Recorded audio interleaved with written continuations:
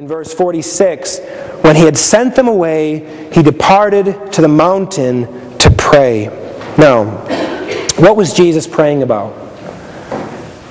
What was Jesus praying about? Well, we don't know exactly. The text doesn't say. None of the parallel passages tell what he was praying about. But let me suggest this to you. Jesus, before he went to pray, he sent the disciples away by boat. All right, we see that in the following verses.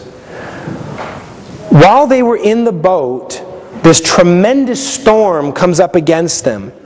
The sea rose, says John 6:18. The boat was beaten by the waves, says Matthew 14:24. The wind was against them, says Mark. At the same time that Jesus is praying. Now, what do you think Jesus was praying about, among other things, at this moment? Isn't it reasonable to suppose that Jesus is praying for his disciples? He had sent them away into the boat. He, as God, had caused this storm to come upon them. He knew the weakness of their faith. Isn't it reasonable to suppose that Jesus is praying for them right at that very moment? While they're terrified, while they're fighting against the storm, while they're thinking that they're going to die, while they may even be saying, why did Jesus leave us to pray while he sent us into this storm? Well, to pray for them.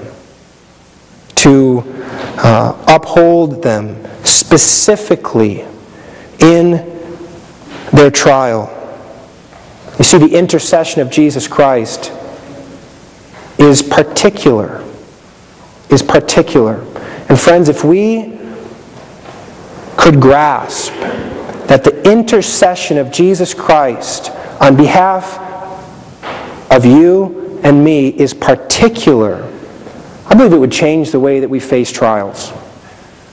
If we could say that right now, Jesus is praying for me as I'm about to fall asleep in worship. Or Jesus is praying for me as I'm feeling pain in my body sitting here. Or when I get home, Jesus is praying for me as I go into a marriage back out from the church into my home that isn't that good. Or as I struggle with sexual sins. Jesus is praying for that, you see. He knows what we're struggling with, and his intercession is particular, just as it seems it was here for the apostles in the boat. Or as we approach that difficult doctor's appointment. Or as we deal with disobedient children, or as children, if we deal with friends who don't like us. Well, people who don't like us, who call themselves friends. Christ prays for his own particularly.